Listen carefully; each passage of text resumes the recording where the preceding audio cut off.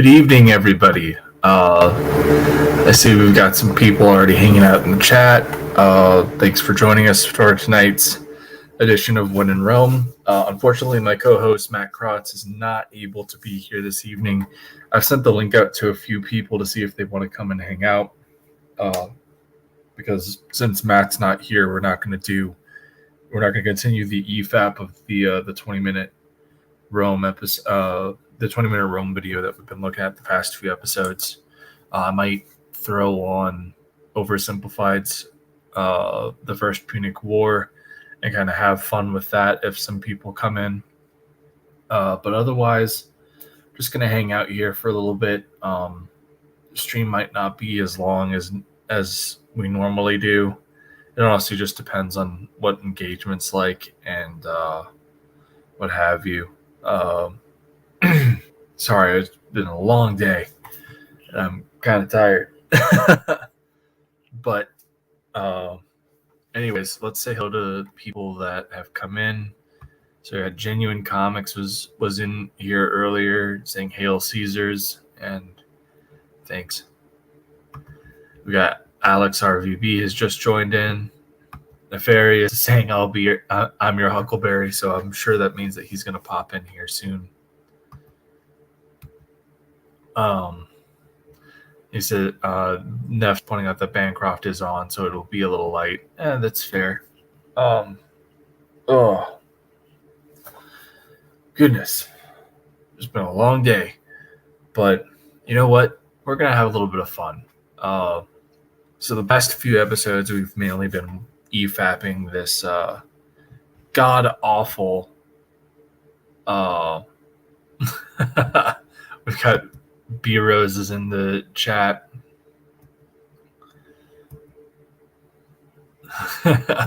Neff's demanding to kick B Rose. I don't even know how to. Just for you, Neff, I'll Hola, Alex RVB Sama. This is probably the only channel that, so long as Mo isn't in here, there's an amnesty towards towards a weeb talk. In fact, it's funny because Neff did this manga anime stream last week that I was supposed to be able to go on, and a link didn't get sent my way, and I created this lovely little avatar for it. Here, I'll pop behind.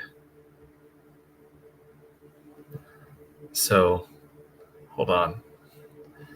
I've created this nice little weeb, and you can't really see it on here because it's cut off by the profile thing.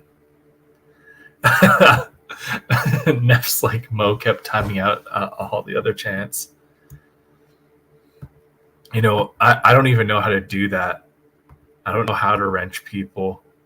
Like I see how to like put user in timeout, but I don't know how to wrench people from like inside the studio.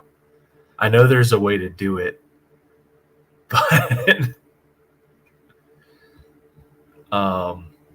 this is entertaining B-Rose a good deal, so that's good. I know I feel like YouTube. It's just too much sometimes for me, and I know that there's like an easy way to do it. In fact, like I'm fairly certain that it used to be that you just hover over somebody's name and there'd actually be like a wrench icon. But StreamYard's changed its UI quite a bit. So anyways, what we're gonna do today is the past few weeks I've been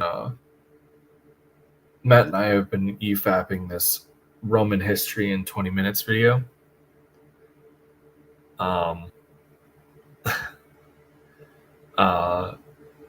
But as Matt is not here, and since this last part of the video is going to be where Matt's going to be able to give a lot more input because his area of expertise is in the latter part of the empire, specifically in the 2nd and 3rd centuries.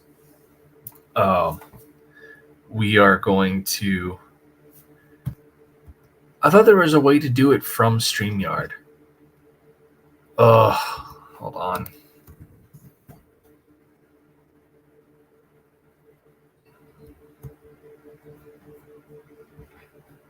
I'm not going to go try and figure this out right now.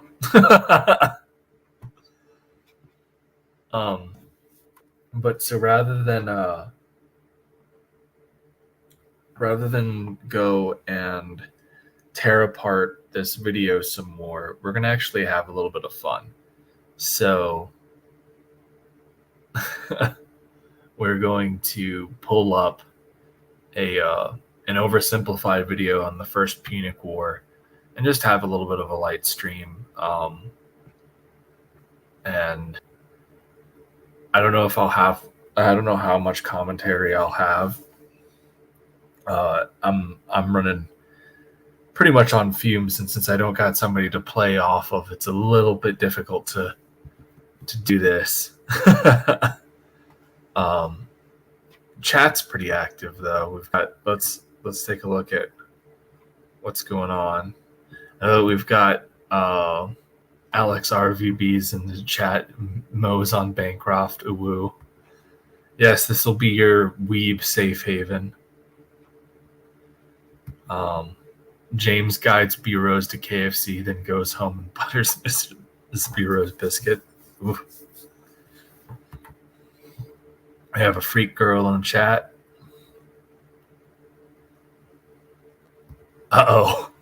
Bancroft has ended. Run for your lives. Oh, God damn it. That means that Mo Biggs will be here at any moment. So what I'm going to do is I'm going to put on this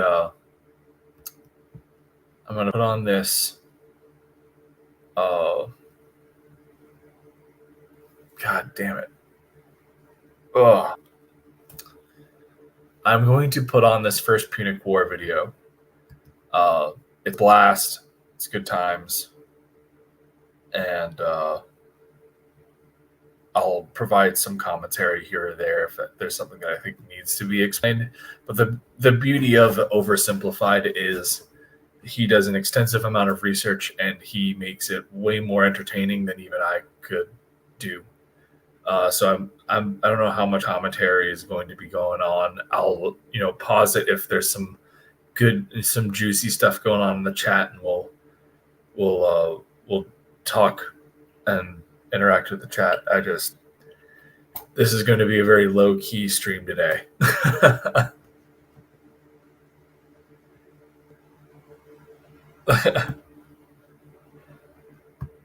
French us. Hold on. You know what? I'll take a minute to figure this out. Hold on.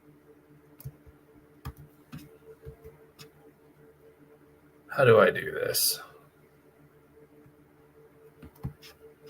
I know that I've done this before.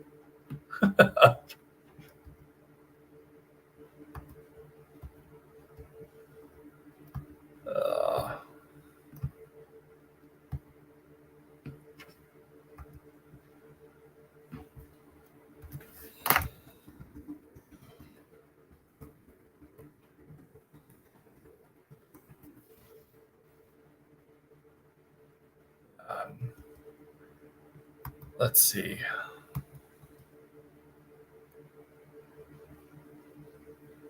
Okay.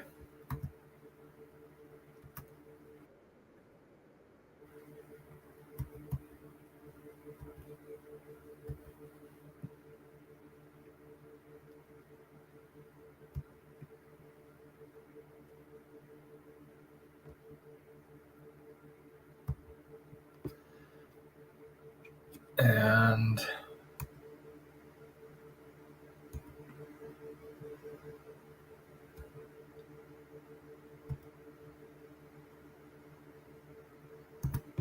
all right, so I've dished out some wrenches.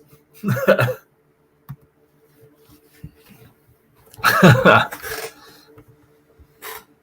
I just paused it. So there you go, B-Rose. Mo can't destroy you. So I've given a few people some some wrench superpowers to prevent them from being destroyed by a Mo. If Arrogant Ape ends up popping on, I'll give him a wrench too. But anyways, let's have some fun with Oversimplified. I don't really care about this video not being able to be monetized or anything. But this is a fun video, and it'll be fun to get your guys' reactions. So this video was made possible by NordVPN. Click the link below and get an exclusive deal with a huge discount and a 30-day money-back guarantee. Introducing our new, glorious, breathtaking bucket plushie. Limited quantity, available now, along with some Punic War character pins. Very nice. Buy them, or I'll marry your mother. It's your choice. Oh, Marcellus, you sure have a lot of dignitas. Kiss me. Okay. Hey, Dad. Hi, son. Just reading the newspaper. What can I do for you? Well, you know how you always say Rome is the greatest civilization in the world? It bloody well is. Well, I was just wondering, what makes us so great? How did we come to be? Wow, my son. Boy, let me take you on a journey to this side of the room.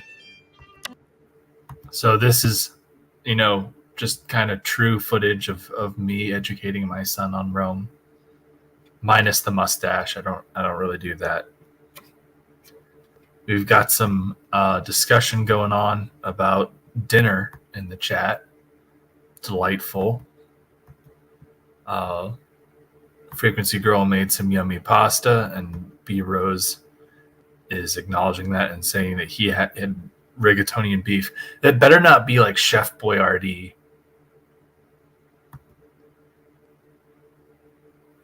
Chickens and we've got Neff is in the back room. Hey, what's up, nerds? How you doing? I figured I'd come on in here. That way, if B-Rose tries to time me out in the chat, and he can't silence my voice.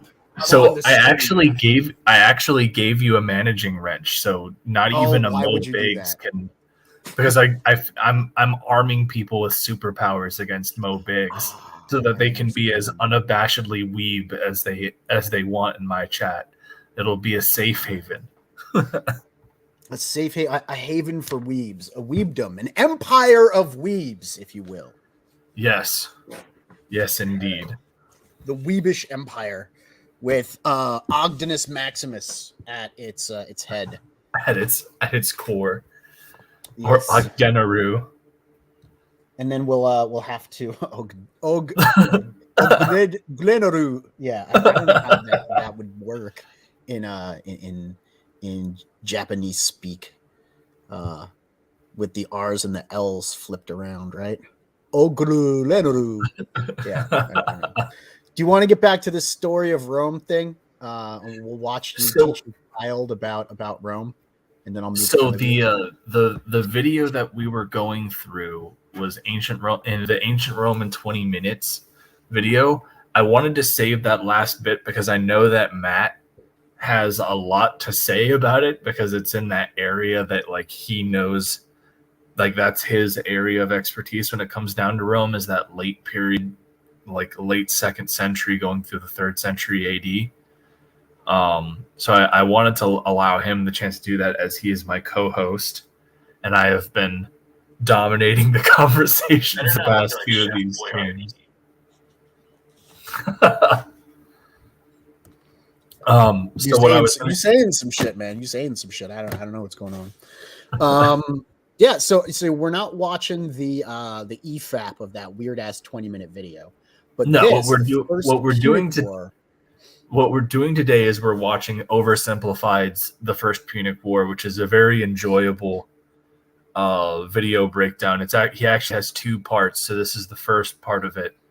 There were 3 Punic Wars. So to set the stage, Punic Wars, for those of you who are not aware, were a series of conflicts fought between Rome and Carthage over supremacy over the Mediterranean. Carthage was a North African Phoenician colony, and obviously Rome is the power of the Italian peninsula that will eventually become the great empire that spans the known world. But And they had a war. They had a war because the Romans used to wear those like togas, right? But the other guys, they wore like short jackets with belts, like short sleeve jacket. What are those called? Oh my god. Like tunics, right? That's why they had the war. Not really. And in fact, No? what we can do is we can watch this video and we'll find out why they had the war. Because Oversimplified does a pretty good job. So, The story of Rome begins with these beautiful baby boys going to town on some she-wolf mommy milkers. That's gross. You're gross! Sorry, son. You're not gross. I love you. They're called Romulus and Remus, and when they grew up in 753 BC, they founded Rome. But there was just one problem. They couldn't agree on which of them should be the king. But they worked it out peacefully, right? Oh, heavens no. Romulus caved Remus's skull in with a shovel. Here's a picture. Our first king committed fratricide? I know. Look at his face. When's the part where we become the greatest civilization, Dad? Well, you see, at first Rome was full of men. Oh, yeah. I'm talking like a real sausage party. You know what I mean? Yes, sir. So we invited some neighboring cities over for a big feast. And then we... So what they're setting up in this is obviously the Sabine weddings, which starts off as Romulus taking the prominent men of Rome and going to a local, like a neighboring tribe and stealing all of their women, like literally. I have a question. Mm-hmm. If Romulus hadn't caved Remus's head in with a shovel, and it had been the other way around, what do you think Rome would have been called?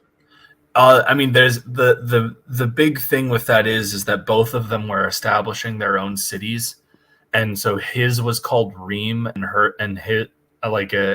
Romulus's was called Rome, and the whole story with that is they're both trying to build their own cities, and then Remus effectively hops over the wall that Romulus is building as a way to be like, haha, screw you, I can do what I want, and then Romulus caves Remus's head in and says the walls of Rome will never be breached again. See, border security, people, border security would help make the Roman Empire so strong. But what if it had been the other way around? What if Remus had jumped the wall and just caved Romulus's head in with a shovel? Then, would we have Rheme instead of Rome? I guess. I mean, the Rheman Empire. The Rheman Empire. I mean, potentially. I mean, it's one of those things where the historicity of the story of Romulus and Remus is one of those things that's up to debate because there's active mythology blended into there, and it's hard to kind of separate what is historical and what is myth. They say that about our president too. Oh, which one? I mean, all of them, but especially the one right now. Like, he just makes shit up. We don't know if it's true or myth or factual. Well, and like the fact checkers are like, lost to antiquity because this guy's older than Methuselah. Well, so like a lot of what we know about the kings comes from a book called Livy's Histories of Rome, which was contracted by Augustus during his reign to effectively reestablish Rome's roots. It was a political tool because Augustus was trying to mirror a lot of accomplishments done by specific figures in those histories to be this savior of peace and prosperity in the city. Yeah, but he didn't get very far because he got stuck in that big tube inside the chocolate factory when he went swimming in the lake, and they kicked him right out. Poor Augustus, man. That's Gustus. not Augustus. Oh, okay. All right. Is Gustus. Save some for later. Had a great movie. Save some history for later. Yeah. Yes. But Literally kidnapped all of their women. Here's a picture. Look at that one. She's like, this is messed up. You're messed up. Ugh. Sorry. I'll be a better father. I promise. So then, finally, after centuries of monarchy, those tyrannical kings started getting a little too big for their britches. So we overthrew the kings and established Rome as a republic. Is that when all the killing stopped? Oh, heavens no. That's when the killing surged, baby. We went wild and conquered the Latin League, the Samnites, the Etruscans. Woo! What a rush. Dad, Rome seems pretty barbaric. You're barbaric! Oh, I forgot to tell you about the time a prophet told Saturn his son would one day overthrow him. So Saturn literally ate his own son seconds after he was born. I don't want to see a picture. Here's a picture. Dad! Look at that! That's messed up, man. Are we really this uncivilized? Hey! If we were so uncivilized, would we use communal toilets where we all fart and poo together in one big stinky, steamy, dirty toilet room? Yeah, Dad. We would! Clean your butt with a sponge, Timulus! But all these guys just used it! What's wrong with your son, bro? I don't want to be Roman. This is so weird. You're weird! Sorry, you're not weird. I'm sure you're probably fine.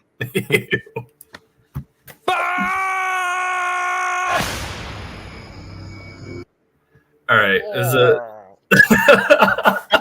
I thought it was going to be highbrow humor with like the history nerds, and we wind up with toilet humor. Man, Yeah. even y'all historians can't keep your mind out of the gutter. Hey, man, look. Like 90% of the graffiti that has survived from antiquity are like dick drawings, okay? The first pubic war. So it's funny because Oversimplified did a much more entertaining job of summing up the monarchy and rise of the republic than that 20-minute video did. I honestly love this channel. Oversimplified's a great time. So hopefully people in the chat are getting a kick out of this. And I saw Neff shaking his head a bit during that. No. This is where things go from good to great. The Roman Republic, a nation that, since its foundation, had been stabbing necks all the way down the Italian peninsula. But this isn't the famous Roman Empire that ruled the known world. Not yet anyway. This is a relatively juvenile Rome, still just a regional power. In 264 BC, the big daddy of the Western Mediterranean was Carthage. Let's rewind a bit.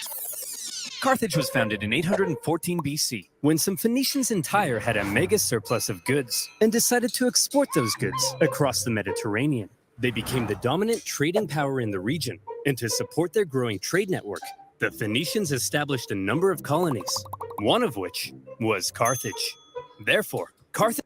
So this is actually something that is an interesting thing. So when you see a lot of new classical historians and how they paint Carthage is because it is in Africa, you'll see them depicting the people as, black, like your standard, like what you would expect from like Central Africa. But they were Phoenicians. So they were more Middle Eastern. They were Semitic offshoot. Yeah, they invented blinds.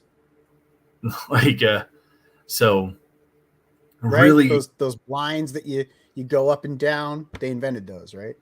I think so. That sounds right. Yeah. Yeah. Venetians. Yeah.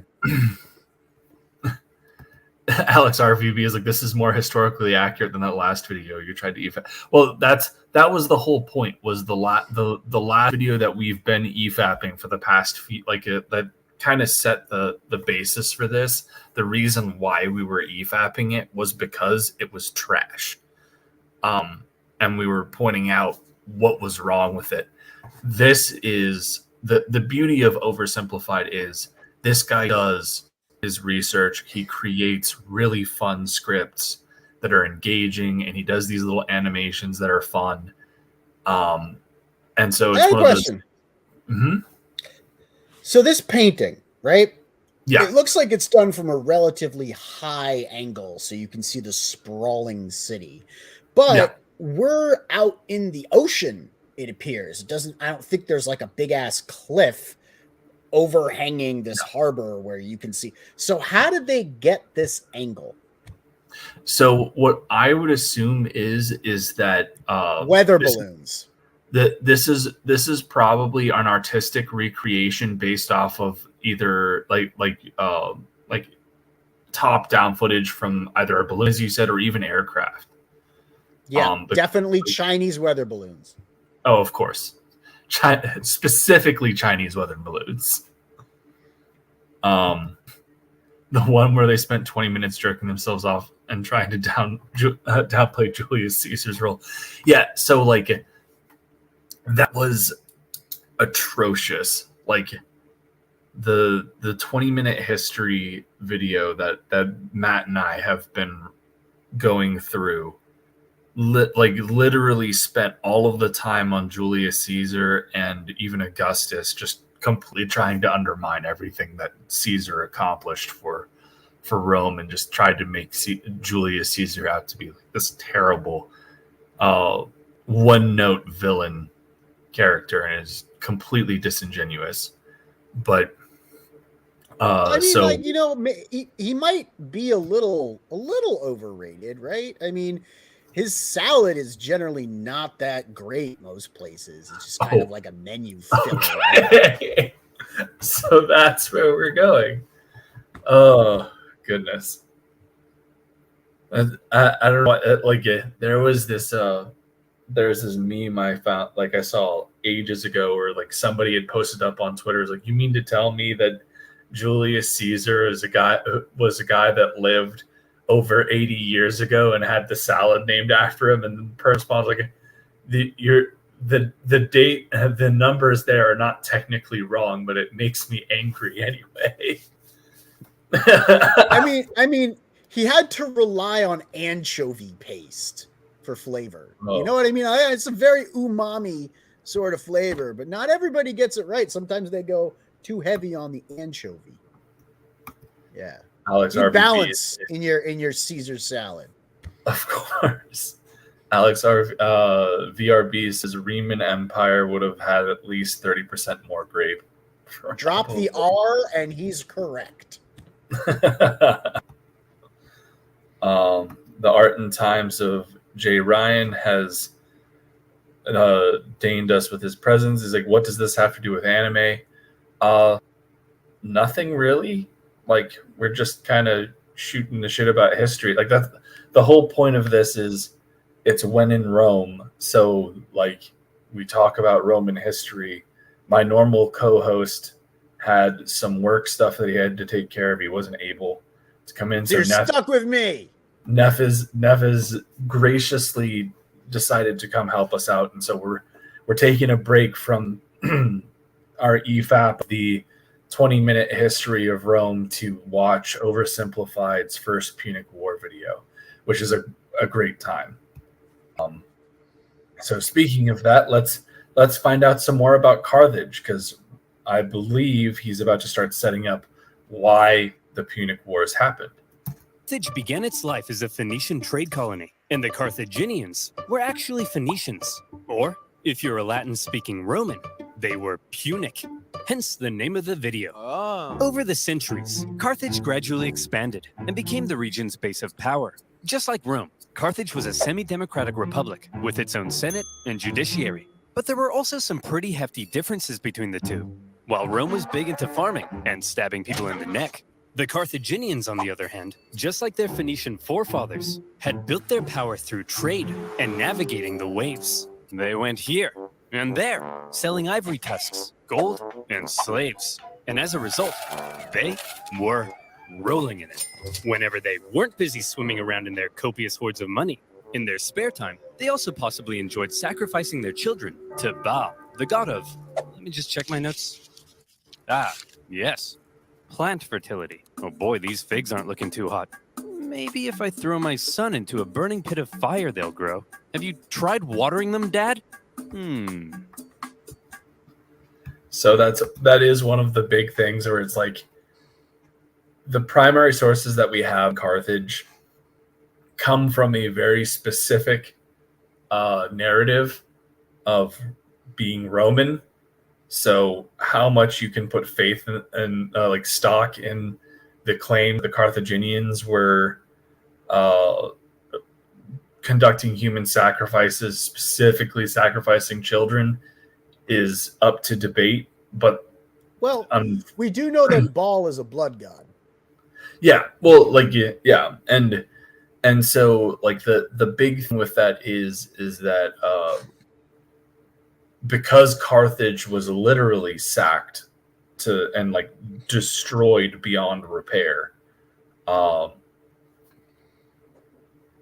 Because they were sacrificing babies, and so we invaded and moved to the ground. Well, no, that's not why Rome went to war with them. I think that's where it becomes a question of, how valid is it, because there's a very you're not very good at this like PR spin kind of thing, right? Like you're more like historically inclined than to just kind of excuse war crimes by spinning it.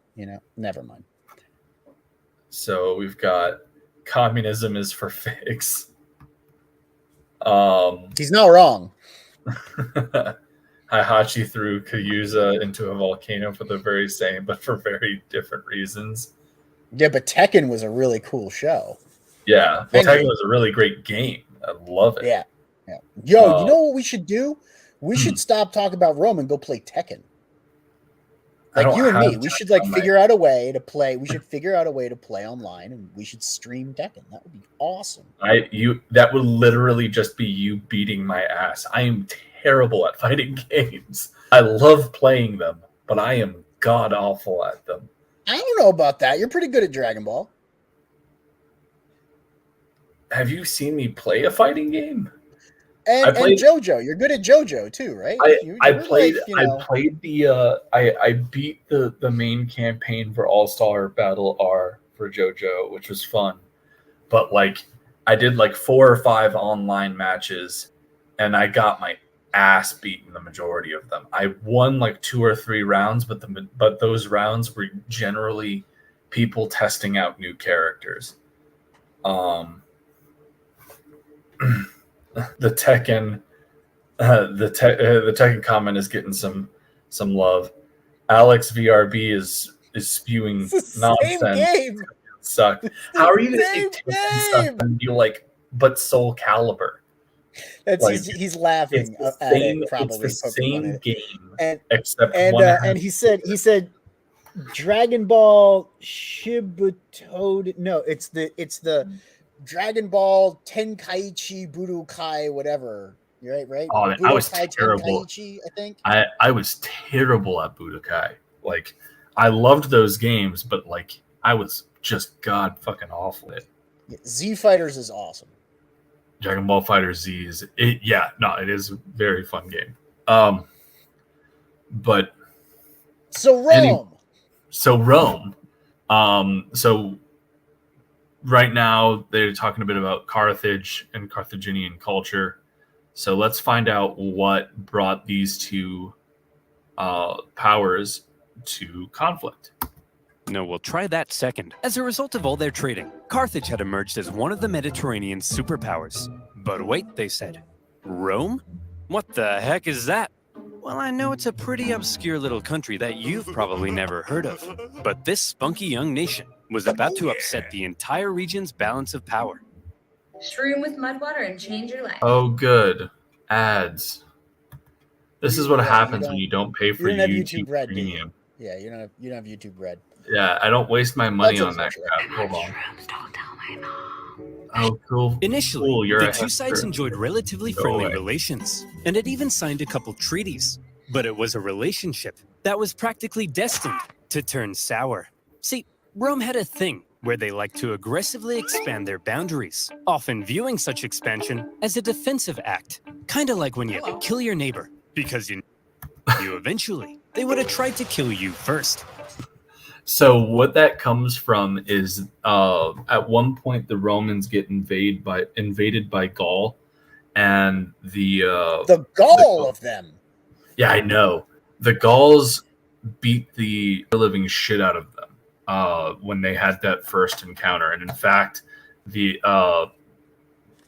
that encounter was the first time Rome got sacked. And when the chieftain when they were trying to negotiate with the chieftain of the Gauls and having them pay pay their ransoms and everything, they tried to be like, this, you're being unreasonable, and he responded with "Vae victis," to the winner goes the spoils. And pulled out his rocket launcher. So Rome, after that, adopted a defensive policy of offense, where they would go and they would conquer neighboring areas as a means of protecting their own border, which is what he's talking about right now. There's one problem with that, though. Like, if you conquer the land next to you to protect your border, then the border's just bigger now because you conquered them. But like then you have to keep going and going and going. Well, like, there's a flaw in this logic. There is, absolutely, and that's what he's pointing out, is the idea is you're effectively defending by being by going on the offense, but if you're just expanding your borders, it just means that you're extending your resources to continue to expanding a larger border. But so, yeah. Meanwhile, Carthage was extremely protective of its wealthy trade network. So if you put a very strategically important island between them, well, 2 + 2 = war. Tensions rose, and the two sides began viewing each other with increasing disdain. The hard-working Romans looked across the water at the money-hungry Carthaginians and said, "Look at those dishonest crooks. Bet they've never done an honest day's work in their lives." And the Carthaginians looked back and said, "Look at those simple-minded brutes. Bet they've never sacrificed a baby in their lives." Yeah!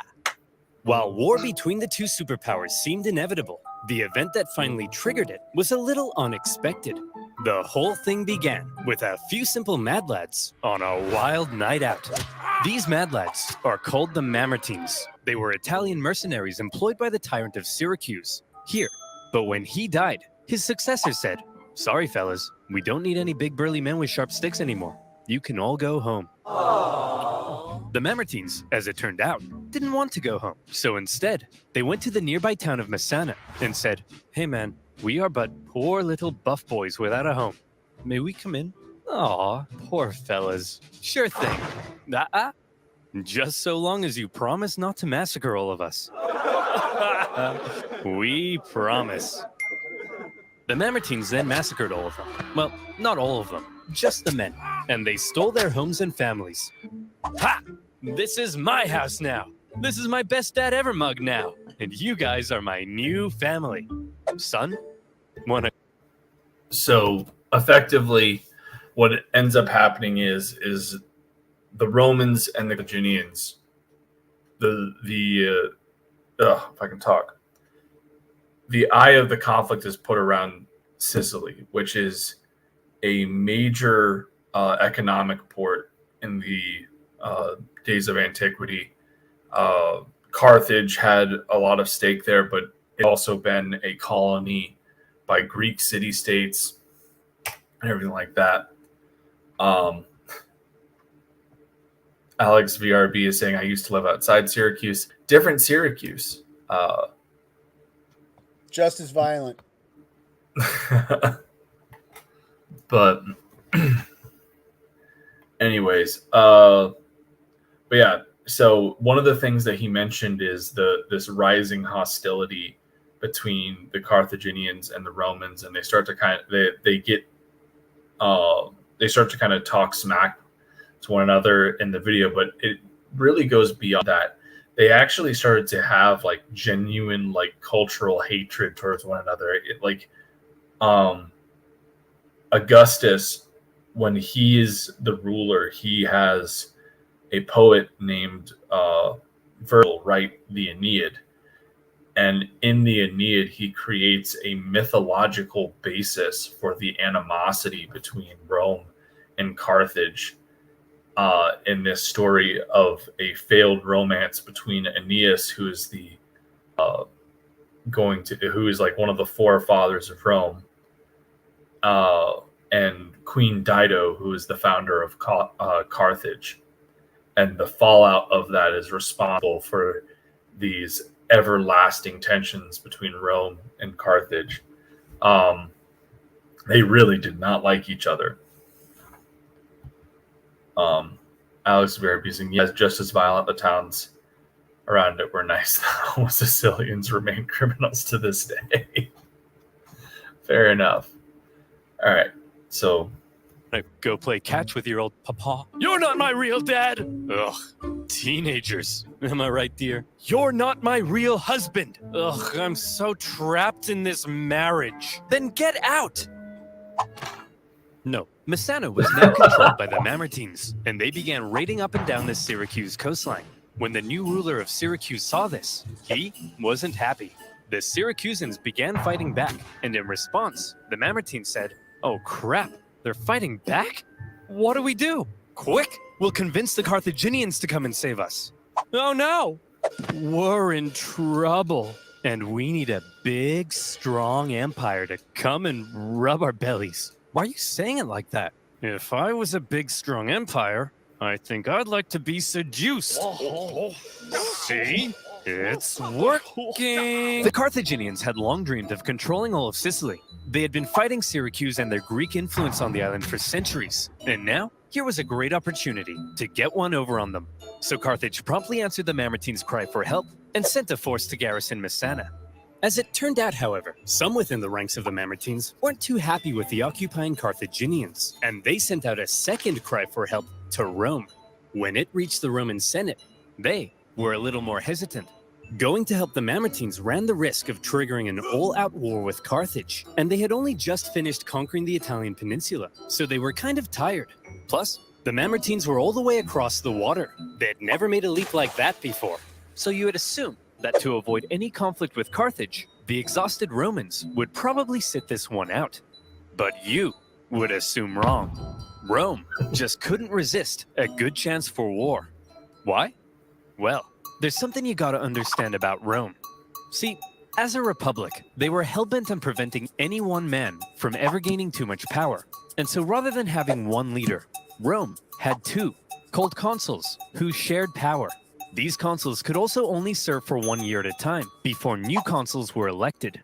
You got to imagine, like, our current heads of state have 4-year terms, and people talk about how that's not enough time to get anything done.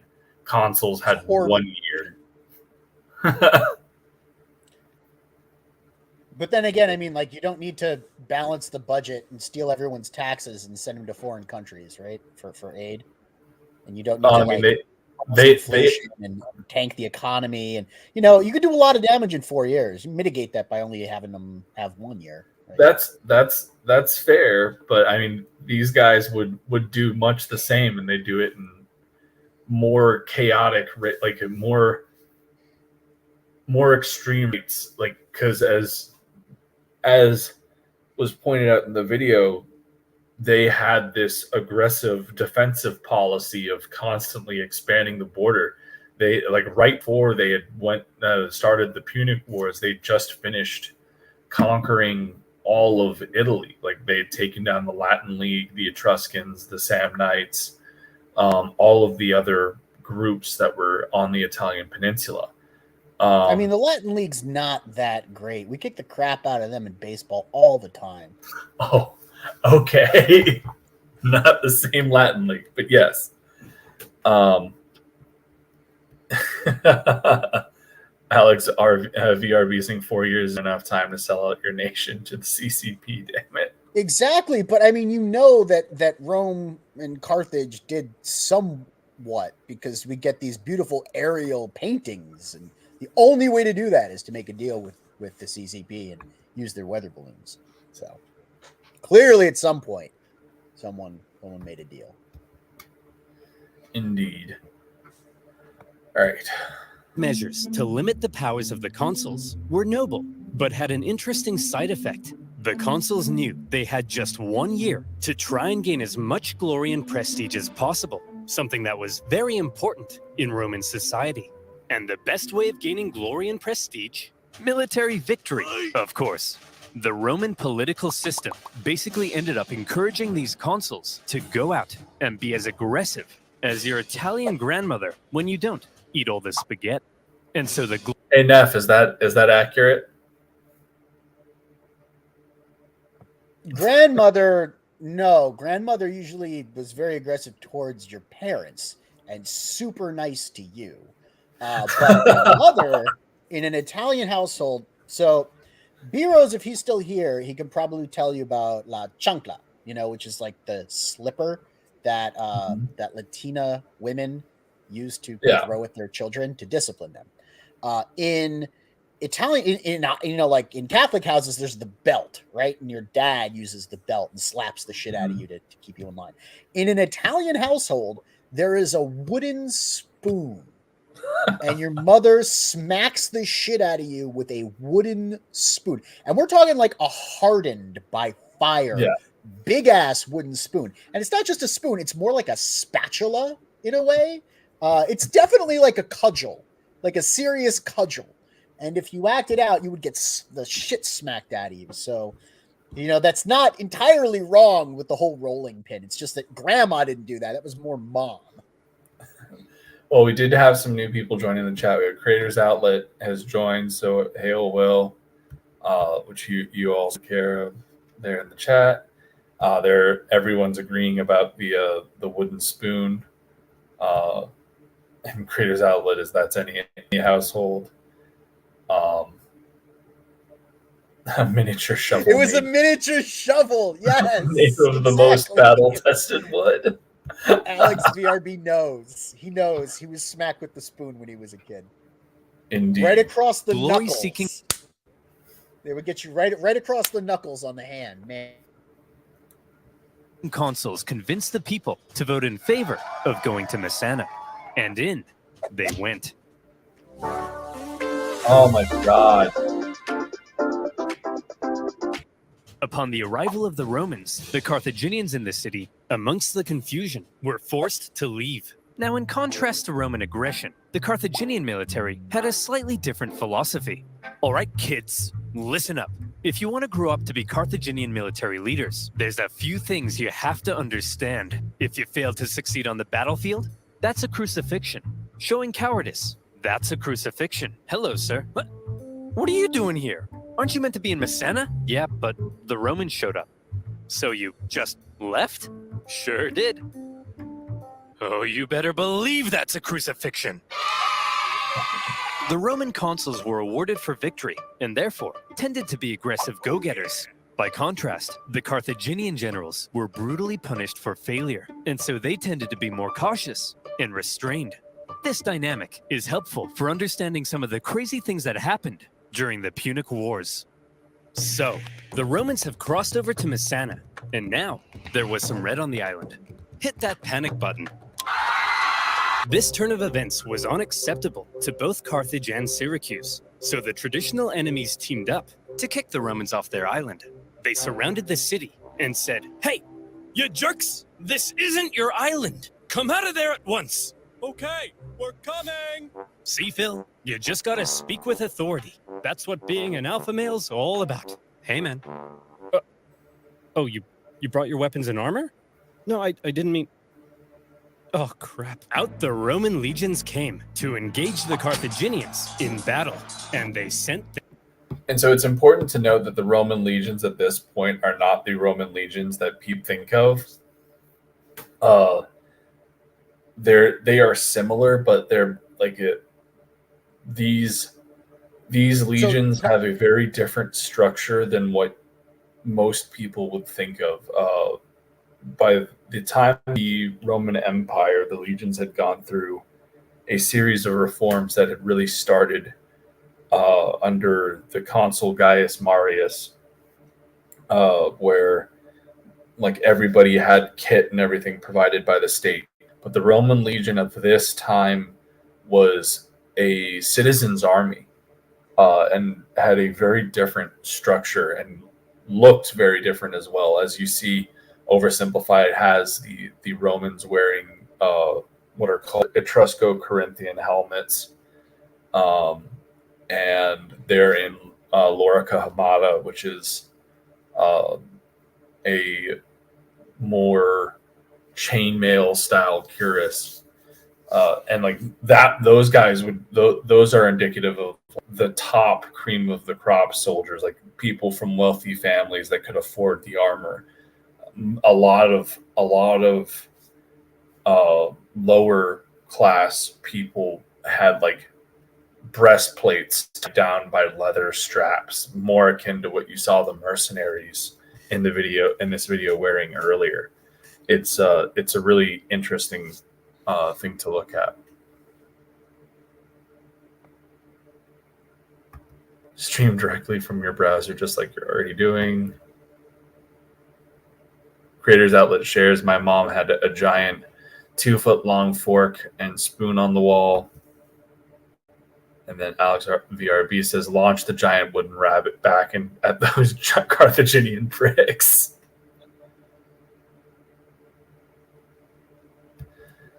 Mo Biggs is saying, can you please tone down the energy a bit? Viewers can only handle so much intensity.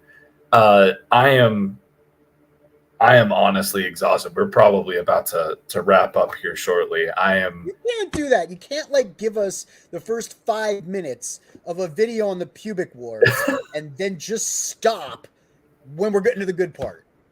Okay. We will carry on longer. I mean, we've gotten 12 minutes in. We've gotten about halfway through the video. Even worse, because if it was just a quarter of the way in, we could be like, okay, well, we didn't get too far into it. If we're midway in, Odin, we have to finish it. Okay, fine. You guys suck. Okay, I'll do it. Then attacking with the Battle of Messana, whether intended or not, by going to help the Mamertines, the two sides had just slipped into an all-out war. With the initial Roman victory, towns across Sicily, including Syracuse, began switching allegiance because being a winner is more fun. But the Carthaginians weren't about to just give up that easily. In 262 BC, they began building up their forces at Agrigentum. So the Romans, being aggressive go-getters, aggressively go-got them. The Romans immediately laid siege, hoping to starve out the Carthaginian garrison. However, because this was the first time Rome had been fighting outside the Italian peninsula, across the water, they struggled to supply their forces, and before long, the Romans were as starving as the Carthaginians they were besieging. They had to forage for food, leaving them open to ambush. And when Carthaginian reinforcements arrived, creating a double siege, things got really bad. Everybody starved each other for months until nobody could take it anymore, and they all finally came out for battle, which Rome won. Here's the report from the recent siege at Agrigentum, sir. We killed 30,000 while only suffering 7,000 losses? That's amazing! We're the best! Yes, sir. Oops, those are the wrong way around. What? We lost 30,000? We're the worst! But we won, right? Yes, sir. But we also got our asses kicked. Yes, sir. So are we the best or the worst? Yes, sir. The Romans won at Agrigentum because they were aggressive go-getters, and they now began eyeing up the possibility of conquering the entire island. But they also suffered very heavy loss. This is actually some, as oversimplified said earlier, is the aggressiveness of Rome versus the passivity of Carthage is something that would kind of define the dynamic of the Punic Wars.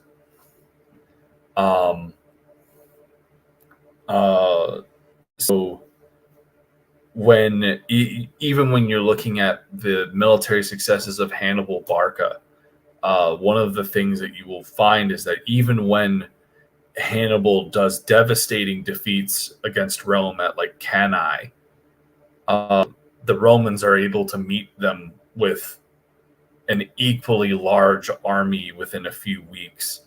It's pretty insane, and it's one of those things that really defined why the Romans do eventually come out on top of the Punic Wars. Mo Big saying, Ogden, have you heard of 1.25 to 1.5 speed? I mean, yeah, but I don't know. Like that doesn't. I got really... you. I got you in the chat. I got you.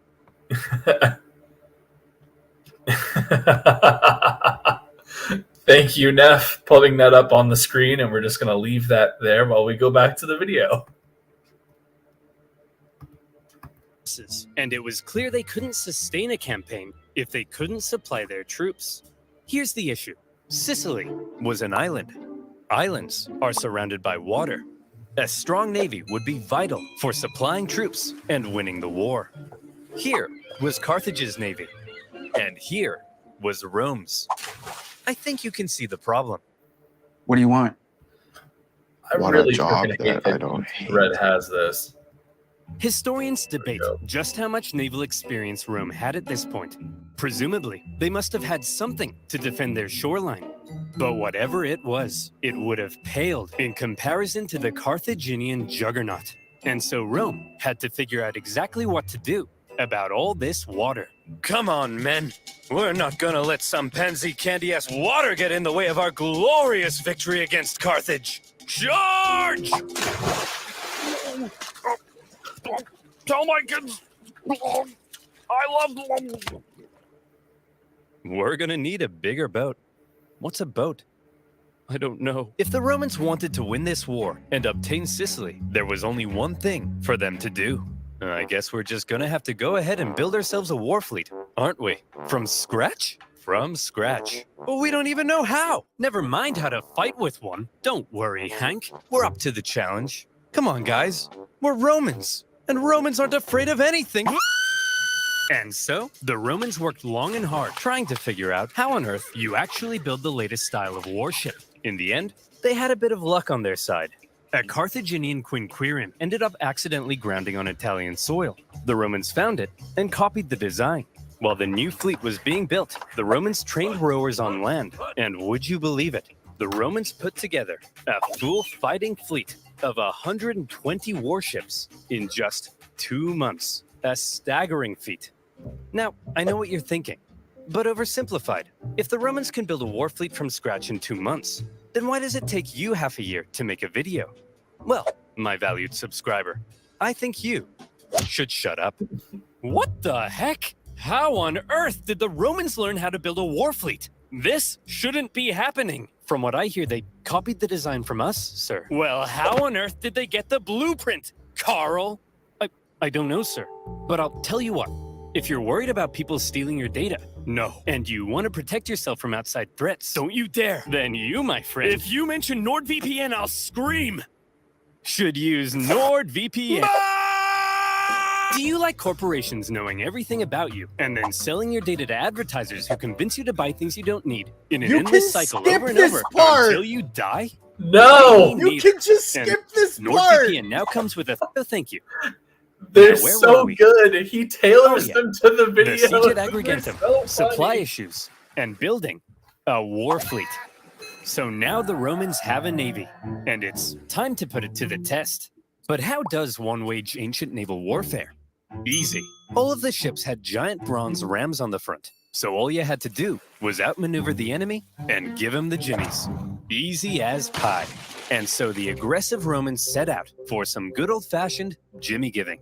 The consul, Gnaeus Cornelius Scipio, set out for the town of Lipara, believing the garrison there wanted to join the Romans. As he entered the harbor, however, he found himself trapped by a Carthaginian fleet, and in the following skirmish, he was completely outmatched. The Romans may have had a brand new fleet, but when it came to engaging in actual combat, their inexperience showed.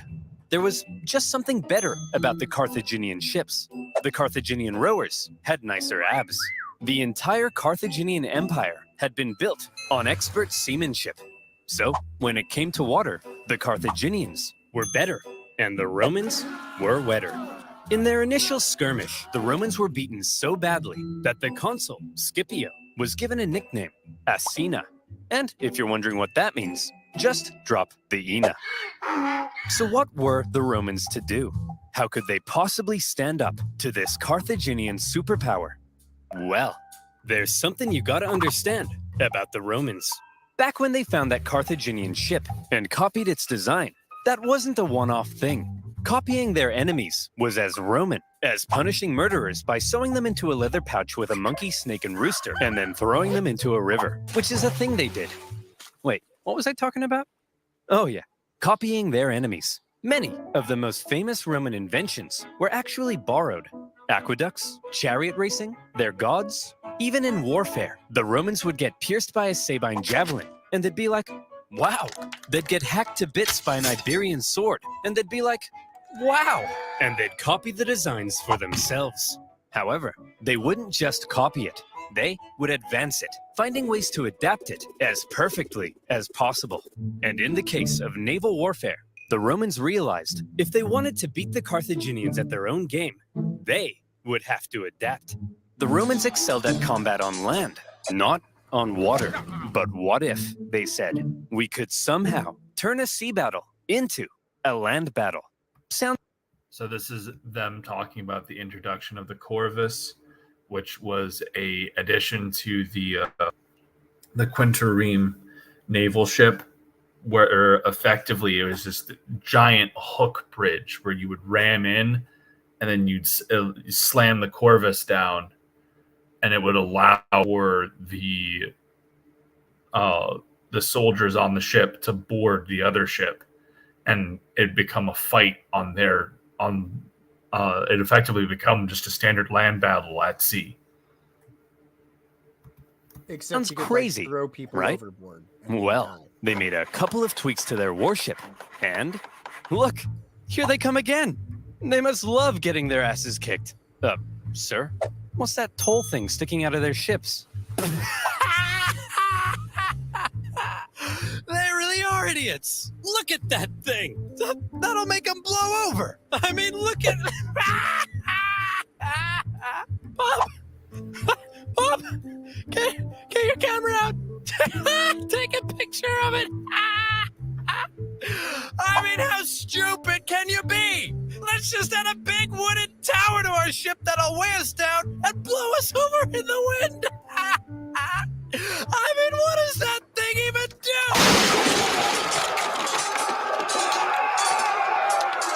The Romans had built a big swinging spiked gangway called the Corvus, so when the Carthaginian ships approached to ram them, the Romans would just slam them.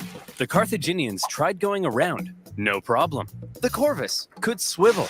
Try going behind, the Romans would huddle to the coastline. It was foolproof. Those big, sexy Carthaginian rowing muscles could flex all they want, but they were no match for the Roman mind. So ladies, you see, what really matters is what's on the inside. Please go out with me. And with that, the Roman. So the Corvus was like the big thing that kind of leveled the playing field on naval battles for Rome versus Carthage. The chat's going crazy, and Biggs is like at 1.5. We'd be done by now, and Neff is fun. If he stopped pausing us about what the video is about to tell us, we'd be done too. You know what? I'm trying to give actual commentary and make this not just be us watching this together. Oh. So So you, this you is don't my want to watch audience. videos with me? Is that what you're saying? You don't just want to watch videos with me? All right. I'm not a good I mean, enough, I'm guess. good with just watching videos with you, but like the whole point of a It's stream all is- right. Oh, goodness. All right. Let's finish this up because we got like 5 minutes left. captains who had only just recently began dabbling in the art of naval combat, thanks to their ingenious Corvus, had just managed to outclass the Mediterranean seafaring superpower. The Carthaginians were stunned, and the general in charge of the defeated Carthaginian fleet, well, you better believe that's a crucifixion. This is not just a deck of cards. This is a collection of 54. With their newfound control of the seas, the Romans could now more easily blockade coastal cities and supply their legions on land. Surely, the Romans were now free to unleash their aggression all over the island. Haha! Hey, Carthaginians, what are you gonna do now that we're free to rampage across the island? We're gonna go inside these walls and close this gate. Oh, come on, guys. Stop messing around. Come out so we can kill you. No. Oh, come on. No. Oh, no. To counter the new Roman supremacy, the Carthaginians decided to engage in a defensive war of attrition, forcing the Romans to engage in siege after lengthy siege. The war in Sicily became a long, hard, back-and-forth slug. One by one, cities slowly fell as the Romans gained ground. Occasionally, the Carthaginians countered and even pushed them back, only for the Romans to rebound again. And whenever a city did finally fall, the Romans could delight in slaughtering the entire population and selling any survivors into slavery, which was pretty standard procedure at the time. In general, the campaign on land was progressing much slower than the Romans had hoped, and quite frankly, they were getting sick of it. So in 256 BC, they decided that something had to change. Hey everyone, my name's Marcus Attilius Regulus, and I'll be one of your consuls for this year. Look, as I'm sure you all know, Sicily's being a bit of a drag. Sure, I could go and spend my entire year as consul besieging one single city, but they'll never make a naked statue of me for that. So here's the new plan. I'm gonna skip Sicily entirely, take my army, and go right for the heart of Carthage itself. I'll slaughter the men, enslave all the women and children, and when I return, you'll all build 1,000 naked statues of me. Marcus, that women and children stuff, that seems pretty evil and barbaric. No, Jim, it's perfectly normal in the ancient world. Sometimes we even chop their pets in half. Okay, guys, looks like the Romans are coming straight for us this time. And what will they do when they get here? They'll kill us all. Right? They'll massacre each and every last one of us. They may even chop our pets in half. That's barbaric. No, Rob, it's actually pretty normal for the time. We'd do the same to them. Who'll protect us? Funny you should ask, Mary. That's kind of why I called this meeting. Who will protect us? Protect our families, our homes, our children. You guys? Ha! Don't make me laugh. Why, you're just a bunch of stupid and weak farmers. Simple-minded buffoons. Cowards. Fools. Rob here thinks enslaving women and children is barbaric. You're a snowflake, Rob. Yes, you are. The fact is, if the Romans manage to land on African soil, we're all gonna die. A terrifying, hideous, unspeakably painful death. Is that the end of that speech? Yes. The Carthaginians had to stop the Romans from ever landing in Africa because they believed that would be the end. So as the Romans were building an invasion fleet, the size of which the world had never seen before, the Carthaginians were preparing an even bigger one to stop them. And in 256 BC, as the Roman invasion fleet made its way south, the stage was set for a humongous battle that saw 680 warships, around 300,000 men, fighting to decide the course of the war. To this day, the Battle of Cape Ignomus remains possibly the largest naval battle in human history, all the way back in ancient times.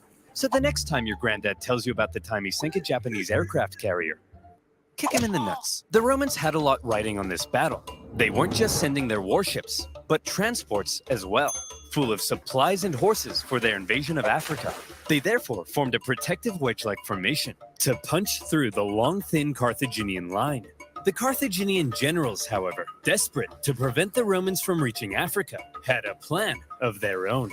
As the Roman fleet approached, the Carthaginian center feigned a retreat, luring the Romans in so their outstretched flanks could envelop them and get around the Roman corvus. A clever plan. But with such a huge battle and so many ships crowded together, the Carthaginians struggled to maneuver as hoped. And in the chaos, 3 separate battles emerged across the huge battle space. With the number of ships limiting their ability to maneuver, the Carthaginians became sitting ducks, and all the Romans had to do was start swinging. The Roman center came out on top and were then able to turn around and rescue their pinned down flanks. The Battle of Cape Egnomus was a Roman victory. All right. Well, I think that wraps up the video for today. I apologize. I do not have the energy that I normally have doing these. It has been a long day. Neff, thanks so much for coming on and hanging out with me. My pleasure. Chat, thanks for hanging out. I'm sorry. I'm going to we're gonna be back to everything here next Wednesday. Matt will be back. We'll be finishing up the last video, and then So you're just gonna leave us hanging on the Punic Wars? no, we're gonna come back and we're gonna do part 2. Oh, Like okay, cool. All right. part 2. We are gonna do part, like, because once we like the next time we'll meet, we're gonna be finishing up the 20-minute Roman history video, and then I'm gonna need more content. And so second Punic Wars, I'm going to have more of a plan, because I kind of threw all of this stuff together last minute, because Matt reached out to me about an hour before the stream and was like, hey, I'm not going to be able to make it. So I wasn't really prepared to do this video today, so I apologize. I You've even done bad, and you should feel bad. Yeah, I know. I even considered canceling the stream, but I was like, this is like my like. Oh, respite. they've all said goodbye in the chat. They've all left. I know. End the stream, my dude. All right. Good night, guys. Good night, everybody.